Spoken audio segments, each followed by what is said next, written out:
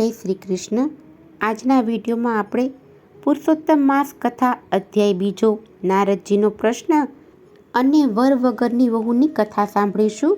બોલો પુરુષોત્તમ ભગવાનની જય, રણછોડરાયની જય. સૂત પુરાણીના આ વચનો સાંભળી બધા ઋષિ મુનિઓ તેમને ધન્યવાદ આપવા લાગ્યા. કથા કહેવામાં કુશળ એવા મહાજ્ઞાની સૂત પુરાણી પાસેથી પોતાની કથા સાંભળવા મળશે એમ જાણીને તેઓ ઘણા જ ખુશ થવા લાગ્યા. સૌનક મુનિ બોલ્યા, શ્રી વ્યાસ મુનિના આપ શિષ્ય છો, તેમની પાસેથી આપે સાંભળેલ કોઈ હરિકથા અમને કહો, જેનાથી અમારું ચિત્ત પવિત્ર અને પ્રસન્ન બને. આથી સૂત પુરાણી બોલ્યા, હે મુનિ શ્રેષ્ઠો, તમે ઉત્તમ હોવા છતાં મને ભગવત કથા કહેવાનું કહો છો, તો મેં શ્રી વ્યાસજીના મુખેથી જે સાંભળ્યું છે તે મુજબ હું તમને કહું છું. તેમણે કથાનો આરંભ કરતા કહ્યું, બ્રહ્માજીના પુત્ર નારદજી એકવાર અલકનંદા ગંગાજીના કિનારે આવેલા બદ્રીનારાયણ આશ્રમમાં પધાર્યા અને નારાયણને નમસ્કાર કરીને કહેવા લાગ્યા, આપ સત્ય સ્વરૂપ અને કૃપાનિધિ છો. આ સત્યના પ્રતાપે આપ જગતનું પાલન પોષણ કરી રહ્યા છો. આપ સાક્ષાત નારાયણ હોવા છતાં તપસ્યા કરી મૃત્યુલોકના માનવીઓને બોધ આપો છો, પરંતુ હજુ તેમને બોધ લાગ્યો હોય તેમ લાગતું નથી. હું મૃત્યુલોકમાંથી આવું છું, ત્યાં મેં બધા માનવીઓને મોહમાયામાં ફસાયેલા અને અસત્ય બોલતા જોયા. તો આપ એવી કોઈ કથા કે વ્રત સંભળાવો કે જેથી મૃત્યુલોકના સર્વ મનુષ્યનું કલ્યાણ થાય. નારદજીના આવા વચન સાંભળી ભગવાન નારાયણ જગતને પવિત્ર કરે એવી કલ્યાણકારી કથા કહેવા લાગ્યા.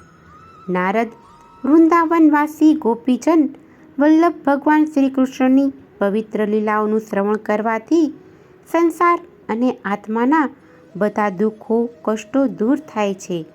હું તમને પુરુષોત્તમ ભગવાનની પવિત્ર કથા કહી સંભળાવું છું, તે તમે ધ્યાનથી સાંભળો. આ પુરુષોત્તમ માસની કથા સાંભળવાથી દુઃખ, દારિદ્ર્ય અને શારીરિક સંતાપો નષ્ટ થઈ જાય છે અને તે મોક્ષનો અધિકારી બને છે. આથી નારદે તેમને પૂછ્યું, હે પ્રભુ, આ પુરુષોત્તમ માસ કયો છે? તેનું મહાત્મ્ય શું છે? તેના અધિષ્ઠ દેવ કોણ છે? આ બધી બાબત વિસ્તારપૂર્વક મને કહો. ત્યારે સૂત પુરાણીએ કહ્યું, હે મુનિ શ્રેષ્ઠો, નારદજીનું આ નિવેદન સાંભળીને ભગવાન નારાયણે કહ્યું, હે નારદ, પુરુષોત્તમ એ એક મહિનાનું નામ છે. તેના અધિષ્ઠ દેવ પુરુષોત્તમ ભગવાન હોવાથી આ માસનું નામ પુરુષોત્તમ માસ પડ્યું છે. આ માસમાં વ્રત, તપ અને દાન કરવાથી પુરુષોત્તમ ભગવાન સંતુષ્ટ થઈ અનંત ફળ આપે છે. નારદજીએ વધુ માહિતી મેળવવાના હેતુથી આગળ પૂછ્યું, કયા મહિનાને પુરુષોત્તમ માસ કહેવામાં આવે છે? આ માસમાં વ્રત, તપ અને ઉપવાસ કેવી રીતે કરવા? આ વ્રત કરનારને શું ફળ મળે? જગતમાં તો દુઃખનો પાર નથી. હું તેમાંથી તેઓને દિલાસો મળે તેવો સરળ ઉપાય સૂચવવા વિનંતી કરું છું. સૂત પુરાણી આગળ બોલ્યા, હે મુનિ શ્રેષ્ઠો, નારદજીની આ વિનંતી સાંભળીને ભગવાન નારાયણે મૃત્યુલોકના માનવીઓ પર કૃપા કરીને પવિત્ર પુરુષોત્તમ માસના મહાત્મ્યની કથા કહેવી શરૂ કરી અને તે જ કથા તમારી સમક્ષ હું રજૂ કરીશ. શ્રી બૃહનારદીય પુરાણના પુરુષોત્તમ મહાત્મ્યનો શ્રી નારદજીનો પ્રશ્ન નામનો બીજો અધ્યાય સંપૂર્ણ. બોલો પુરુષોત્તમ ભગવાનની જય. હવે પુરુષોત્તમ માસની પાવન કથા વર વગરની વહુની કથા સાંભળીશું. એક ગામમાં બ્રાહ્મણ અને બ્રાહ્મણી રહેતા હતા. તેઓ પૈસે ટકે સુખી હતા. પ્રૌઢ ઉંમરે પહોંચ્યા હતા. બધી વાતનું તેઓને સુખ હતું, પણ એક વાતથી તેઓ દુઃખી રહેતા હતા. તેનું દુઃખ હતું નિસંતાનપણું. તેઓ પરણ્યા ત્યારથી સંતાન માટે વલખા મારી રહ્યા હતા, પણ ઈશ્વર તેમની સામે જોતો ન હતો. હવે ઉંમરે પહોંચ્યા પછી તેમણે સંતાનની આશા છોડી દીધી હતી. હવે તો તેઓ પ્રભુ પારાયણ ધાર્મિક કાર્યોમાં સમય કાઢતા હતા. એવામાં પવિત્ર પુરુષોત્તમ માસ આવ્યો. આથી આ બ્રાહ્મણ અને બ્રાહ્મણીએ પુરુષોત્તમ માસ નાહવાનો અને ધર્મ ધ્યાનમાં ગાળવાનો સંકલ્પ કર્યો. પુરુષોત્તમ માસ શરૂ થતાં તેઓએ વ્રત ચાલુ કર્યું. બ્રાહ્મણ અને બ્રાહ્મણી બધા સાથે નદીએ નાહવા જતા અને આખો દિવસ નામ જપ કરતા અને રાતે ભૂમિ ઉપર પથારી કરી સૂઈ જતા. બ્રાહ્મણ અને બ્રાહ્મણી પ્રૌઢ હતા. વળી ઘરમાં કામ કરનાર કોઈ હતું નહીં, તેથી ઘરનું બધું જ કામ બ્રાહ્મણીને જ કરવું પડતું હતું. તેઓ થાકી જતા. ઉપરાંત ઘરકામમાં પુરુષોત્તમ ભગવાનની ભક્તિ કરવાનો સમય બહુ ઓછો મળતો, તેથી બ્રાહ્મણીનું દિલ દુભાતું હતું. એક દિવસ તેને વિચાર આવ્યો કે જો મારે દીકરો હોત તો વહુ આવત, તે ઘરનું કામ કરતી અને અમે પ્રભુ ભજન કરતા. આ વિચાર તેણે બ્રાહ્મણ સમક્ષ મૂક્યો અને કહ્યું, જુઓ ને, આ તો ધર્મ ધ્યાનનો મહિનો છે અને મારો તો બધો જ વખત ઘર કામમાં જાય છે. ઘરમાં વહુ હોય તો કેવું સારું, એ રાંધે, ઘરકામ કરે અને આપણે નિરાતે ભગવાનનું ભજન કરીએ. બ્રાહ્મણ આ વાત સાંભળી હસવા લાગ્યો. તે બોલ્યો કે આપણને દીકરો નથી, પછી વહુ ક્યાંથી આવે? બ્રાહ્મણીએ કહ્યું, હા, હું જાણું છું કે આપણને દીકરો નથી. દીકરો હોય તો જ વહુ આવવાની છે, પણ દીકરો ન હોય તોય વહુ આવે એવું કંઈક કરો ને. વગર દીકરે વહુ લાવો તો ખરા. બ્રાહ્મણીની આ વાત સાંભળી બ્રાહ્મણ મૂંઝવણમાં મુકાઈ ગયો. તેને કંઈ સૂઝતું નહોતું. આથી બ્રાહ્મણી બોલી, હું તમને એક માર્ગ દેખાડું. તમે બહાર ગામ ઉપડો અને કન્યા શોધી કાઢો. કન્યાના મા બાપ પૂછે તો કહી દેવાનું કે દીકરો કાશી ભણવા ગયો છે. સાથે દેવપાઠ લેતા જાઓ અને કોઈ કન્યા આપવા તૈયાર હોય તો આ વેદપાઠ સાથે તે કન્યાના ફેરા ફેરવી તમારી સાથે લેતા આવજો અને કહેજો કે ચોથો ફેરો અમારો દીકરો કાશીથી આવશે ત્યારે ફેરવી લઈશું. બ્રાહ્મણીની આ વાત સાંભળી અને બ્રાહ્મણ તો ડઘાઈ ગયો. તે પણ મનોમન વિચારવા લાગ્યો. બ્રાહ્મણી બોલી, જેવી ભગવાનની ઈચ્છા, એકવાર કામ તો પાર પાડો, પછી જેવી હરિની ઈચ્છા. બ્રાહ્મણ તો બીજે દિવસે સવારના પહોરમાં ખભે ખળિયો ભરાવીને પુત્રવધૂની શોધમાં નીકળી પડ્યો. ચાલતા ચાલતા જે ગામ આવે અને ત્યાં બ્રાહ્મણનું ઘર નજરે પડે ત્યાં કન્યાની ભાળ કાઢતો. આમ ફરતા ફરતા એક ગામમાં એક ગોર મહારાજના ઘરમાં રૂપાળી કન્યા તેને જોવામાં આવી. એ કન્યાને જોઈ અને બ્રાહ્મણની આંખો ઠરી. તેને જોઈ બ્રાહ્મણને ઘણો જ આનંદ થયો. તેના મનમાં થયું કે જો આવી વહુ ઘરમાં હોય તો ઘર દીપી ઉઠે. બ્રાહ્મણે ગોર મહારાજ આગળ સગપણની વાત કાઢી. ગોર મહારાજે કહ્યું, તમારી વાત માન્ય રાખું છું, પણ મૂર્તિઓ જોયા વગર સગપણ કેવી રીતે થાય? તમે છોકરાને લઈ અહીં આવો. અગર હું ત્યાં આવીને છોકરાને જોઈ લઉં તો પણ સગપણ નક્કી કરીએ. બ્રાહ્મણ તો મૂંઝાયો, છતાં હિંમત એકઠી કરી અને બોલ્યો, ભાઈ, વાત એમ છે કે મારો દીકરો કાશીએ ભણવા ગયો છે. તે ભણીને પાછા આવતા વાર લાગે તેમ છે. જો તમને આ સગપણ ગમતું હોય તો હું પોથી લાવ્યો છું. તેની સાથે આપણે તમારી દીકરીના 3 ફેરા ફેરવી દઈએ અને ચોથો ફેરો મારો દીકરો કાશીથી આવશે ત્યારે અમે ફેરવી દઈશું. ગોર મહારાજે વિચાર્યું, બ્રાહ્મણનું ઘર પૈસે ટકે સુખી છે. દીકરો કાશીએ ભણવા ગયો છે, તેથી તે પણ વિદ્વાન થઈને આવશે. ઘરમાં પ્રૌઢ પતિ પત્ની જ છે. આવું બધી રીતે યોગ્ય ઘર મળે છે તો મોં ધોવા શા માટે જવું? આમ વિચારી તે ઘરમાં જઈ અને પત્નીને બધી વાત કરી. તેમની પત્ની પણ તેની વાતમાં સંમત થઈ. ગોર મહારાજે બહાર આવી અને બ્રાહ્મણને કહ્યું, અમે અમારી દીકરી તમારા દીકરા સાથે પરણાવવા તૈયાર છીએ. ઘડિયા લગ્ન લીધા. પોતી સાથે 3 ફેરા ફેરવી ગોર મહારાજે પોતાની કન્યા બ્રાહ્મણ સાથે સાસરીએ વળાવી. બ્રાહ્મણ તો પુત્રવધૂને લઈ ઘેર આવ્યો. બ્રાહ્મણને રૂપાળી કન્યા જોઈને આનંદનો પાર ન રહ્યો. વહુના લક્ષણ બારણામાં. એક કહેવત મુજબ વહુએ ઘરમાં પગ મૂકતા વેત બધું કામકાજ ઉપાડી લીધું. બ્રાહ્મણીને તો નિરાશ થઈ. એ તો સુખે પ્રભુ ભજન કરવા લાગી. વહુને ઘરની ચાવીઓ સોંપી. એક દિવસની વાત છે. બ્રાહ્મણ અને બ્રાહ્મણી નદીએ સ્નાન કરવા ગયા હતા. વહુ ઘરમાં રસોઈ કરતી હતી. ત્યાં પડોશણ દેવતા લેવા આવી. ઘરમાં રૂપાળી વહુને જોઈ એના આશ્ચર્યનો પાર ન રહ્યો અને એ પૂછવા લાગી કે તમે કોણ છો? આ ઘરમાં મેં તમને પહેલી વાર જોયા. તમે બ્રાહ્મણ અને બ્રાહ્મણીના કોઈ સગા થતા લાગો છો. આ તો તમને પહેલી વખત અહીં જોયા એટલા માટે પૂછું છું. ત્યારે વહુ બોલી કે તમને ખબર નહીં હોય કે હું આ ઘરની વહુ છું. મારા સસરા પોતી સાથે 3 ફેરા ફેરવી મને અહીં લાવ્યા છે. મારા પતિ કાશીએથી આવશે એટલે 4થો ફેરો ફરી લઈશ.